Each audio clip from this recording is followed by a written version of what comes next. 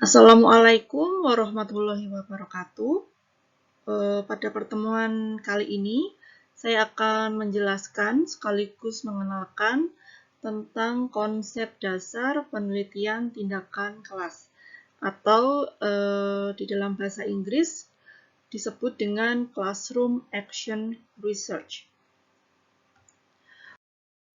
Oke, kita awali dulu dengan outline atau hal-hal apa saja yang akan kita bahas di pertemuan ini. Yang pertama, kita bahas pengertian.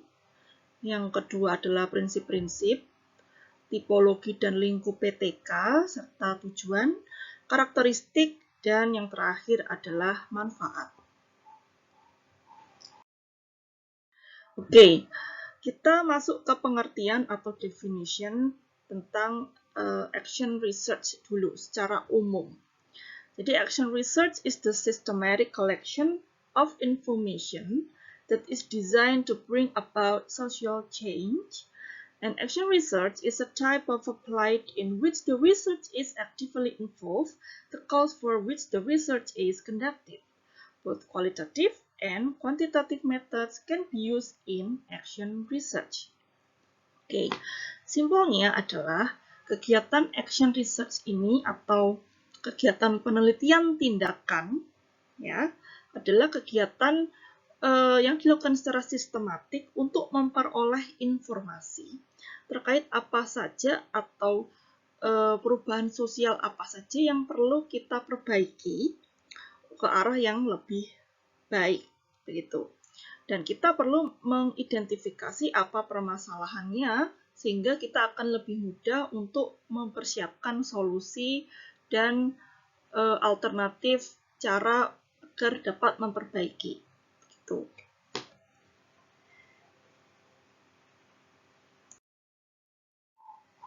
Oke, kemudian bagaimana dengan PTK atau penelitian tindakan kelas? Nah, PTK ini dapat dipahami sebagai bentuk penelitian tentang, untuk, dan oleh guru atau dosen, mahasiswa, masyarakat, serta kelompok sasaran dengan memanfaatkan interaksi, partisipasi, dan kolaborasi antara peneliti dan kelompok sasaran.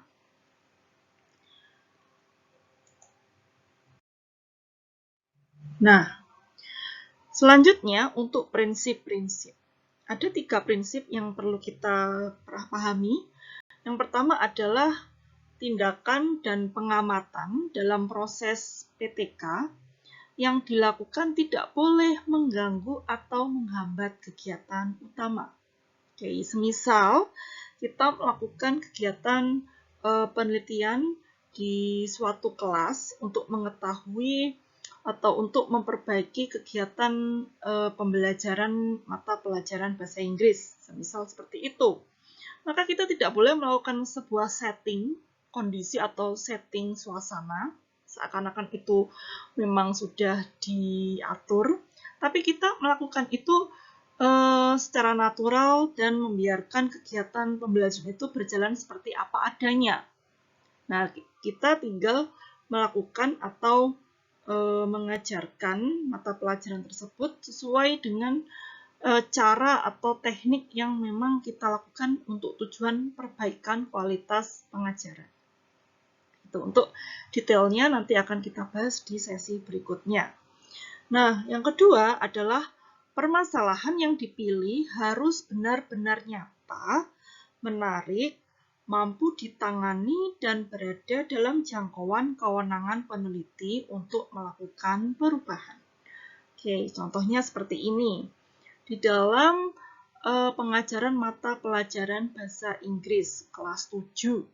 Nah, misal seperti itu ya.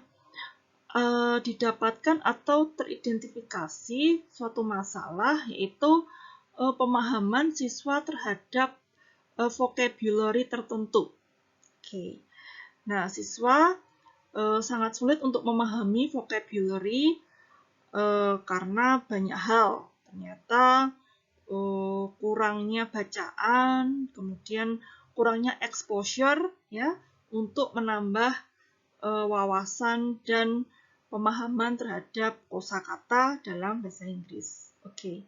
Nah, dari situ kita bisa melakukan atau mempersiapkan cara atau solusi bagaimana supaya siswa kita itu memiliki pemahaman vocab atau kosakata yang lebih baik. Maka kita perlu cara mencari strategi menentukan model pembelajaran atau media yang dapat membantu ke arah yang lebih baik.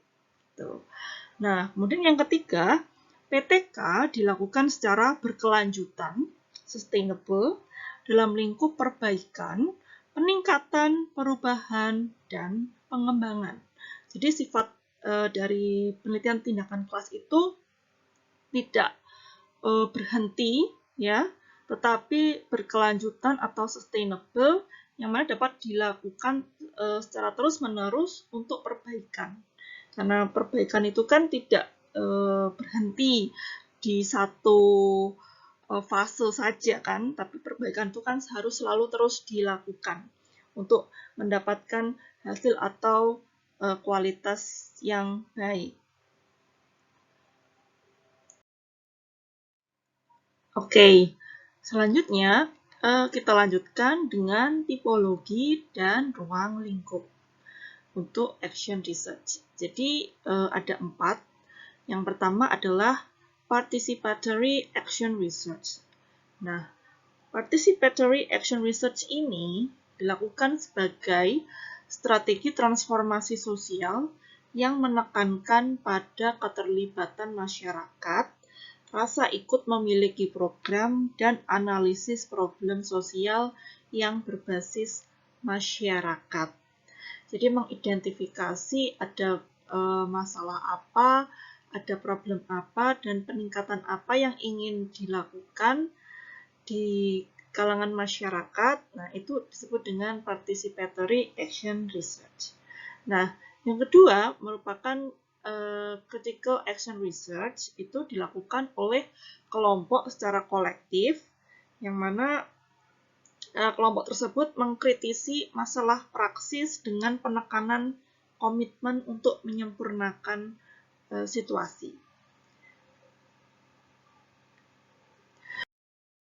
Untuk yang ketiga adalah classroom action research. Dilakukan oleh guru atau dosen di sekolah atau kampus tempat mereka mengajar dengan menekankan pada penyempurnaan atau peningkatan proses dan praktis dalam pembelajaran. Dan yang terakhir adalah institutional action research. Dilaksanakan oleh pihak manajemen atau organisasi untuk meningkatkan kinerja, proses, dan produktivitas dalam suatu lembaga. Jadi untuk yang kita bahas dan kita pelajari adalah jenis action research yang ketiga, yaitu classroom action research. Dan sesuai dengan scope dan kewenangan kita sebagai pendidik, begitu ya. Yang mana pada classroom action research ini kita fokus untuk mengidentifikasi, mengetahui, menemukan masalah apa yang terjadi pada kegiatan pembelajaran dan kita melakukan sebuah penyempurnaan, memberikan solusi untuk meningkatkan kualitas pembelajaran di kelas.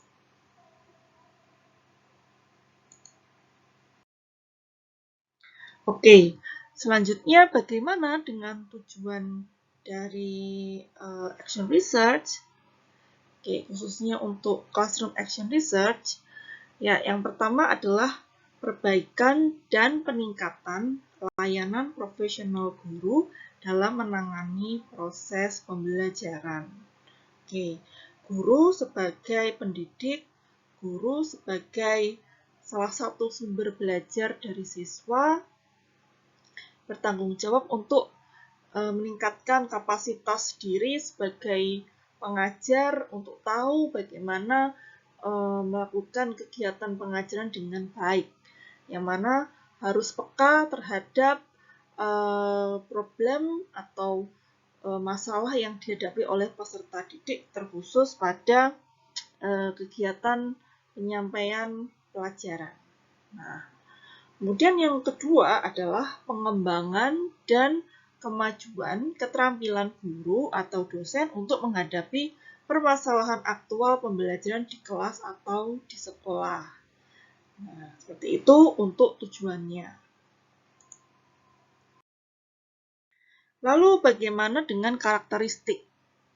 Kita lihat satu persatu. Untuk yang pertama adalah fokus penelitian tindakan yang praktis. Nah, itu ada kaitannya dengan poin kedua, yaitu pendidik atau peneliti memiliki kegiatan praktis. Jadi intinya adalah kegiatan yang aplikatif, yang mana bertujuan untuk bagaimana mencari solusi upaya untuk memperbaiki kualitas pembelajaran di kelas. Itu. Kemudian yang ketiga adalah kolaborasi. Yang keempat adalah suatu proses yang dinamis. Kemudian selanjutnya suatu rencana tindakan. Dan yang terakhir adalah penelitian bersama. Jadi di dalam implementasi penelitian tindakan kelas kita juga akan melibatkan banyak pihak. Yang pertama adalah guru pasti, kemudian siswa dan beberapa orang menjadi pengamat atau observer. Nah, itulah kenapa karakteristik dari Classroom Action Research adalah penelitian bersama. Untuk detail dan untuk kejelasan mengapa sih CAR ini atau PTK itu perlu melibatkan banyak pihak, begitu ya. Nanti akan kita bahas di sesi selanjutnya. Oke, kemudian manfaat. Ada 4 manfaat. Yang pertama kita lihat, pengalaman dalam PTK atau CAR akan menjadikan guru berani menyusun sendiri kurikulum dari bawah dan menjadikan guru bersifat lebih mandiri. Nah, karena guru itu tahu ya kondisi kelas yang diajar seperti apa, ya kemudian pasti tahu masalah apa yang dihadapi oleh siswa tentunya pada saat menyampaikan materi dalam mata pelajaran yang diajar. Contohnya dalam hal ini adalah bahasa Inggris.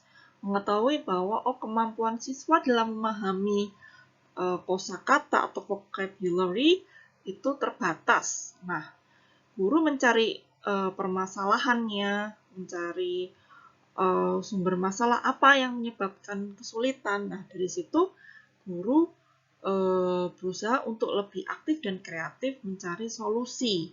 Kemudian muncullah media atau strategi supaya siswa dapat memahami kosakata dengan lebih baik. Nah, yang kedua adalah mengembangkan kreativitas dan sikap inovatif di kalangan guru dan dosen. Nah, itu berkaitan dengan poin yang pertama. Jadi, ketika guru merasa bahwa ada hal atau masalah yang muncul di tengah kegiatan pembelajaran, pemahaman siswa yang kurang terhadap materi tertentu. Nah, dari situ guru mencari cara bagaimana sih supaya siswa dapat belajar lebih baik. Contohnya nih ya, seperti di tengah pandemi ini, pembelajarannya online, daring, tidak tatap muka. Nah, pasti ada masalah di situ. Mungkin adanya kebosanan, kemudian tingkat konsentrasi siswa yang tidak bisa optimal. Nah, dari situ mungkin dicari cara, apa nih solusinya supaya pembelajaran daring bisa lebih optimal. Nah, guru harus kreatif dan inovatif. Nah, selanjutnya program perbaikan pendidikan dalam pembelajaran sekaligus merupakan kegiatan yang berkelanjutan. Jadi fokus atau manfaat yang sangat dirasakan adalah perbaikan pendidikan. Gitu. Karena tadi berangkat dari permasalahan, kemudian dicari solusinya, dan dilanjutkan dengan adanya upaya untuk dapat diterapkan pada kegiatan pembelajaran agar lebih efektif dan lebih baik. Nah, yang terakhir adalah hasil dari PTK dapat berkontribusi dalam pengembangan lembaga sekolah. Oke, kemudian ini yang terakhir, yaitu Action Research Cycle. Jadi, Action Research atau tindakan kelas, ya, penelitian tindakan, itu cirinya adalah siklus atau cycle. Jadi, melingkar seperti ini. Yang mana diawali dengan map the classroom, ya, jadi melihat, mengidentifikasi masalah yang muncul itu apa di kelas, ya, dalam mata pelajaran tertentu. Kemudian setelah mengidentifikasi masalah, ya, itu memformulasikan pertanyaan. Jadi membuat pertanyaan dari permasalahan yang ada. Jadi membuat research question. Nah, yang ketiga adalah funds of knowledge. Nah, di sini berarti mencari studi terdahulu atau penelitian yang telah membahas tentang masalah-masalah yang sudah pernah muncul, ya, kemudian telah diteliti. Nah, di situ mencari referensi, ya, mencari hasil penelitian yang sudah diterapkan yang relevan atau hampir sama dengan masalah yang dihadapi. Gitu. Berikutnya adalah gather information and data, ya. Jadi mencari informasi, mendapatkan data penelitian yang mana data tersebut bisa berbentuk kualitatif maupun kuantitatif. Jadi kuantitatif itu tentang angka, semisal nilai siswa. Kemudian kualitatif adalah gambaran, ya, deskripsi yang hasil pengamatan pada hasil observasi kegiatan pembelajaran. Gitu. Kemudian short information, jadi informasi yang diperoleh itu apa, kemudian diolah, ya, dianalisis, dilaporkan, ya. Di poin 6, tell the story of your research. Jadi describing your finding, temuannya apa, diskusinya seperti apa. Nah, kemudian ask the next question. Kemudian pasti akan muncul lagi pertanyaan. Mengapa demikian? Mengapa hasilnya seperti ini? Nah, itu bisa kembali lagi untuk memperbaiki dan mengupayakan solusi yang lebih bagus dan lebih baik. Itulah kenapa action research itu sifatnya sustainable, berkelanjutan, karena yang namanya perbaikan itu pasti harus dilakukan secara terus-menerus. Begitu. Jadi ini penjelasan tentang konsep dasar dari penelitian tindakan kelas. Jadi bisa dipahami dulu, kemudian untuk diskusi dan pertanyaan bisa ditanyakan di sesi berikutnya. Gitu, ya. Demikian, wassalamualaikum warahmatullahi wabarakatuh.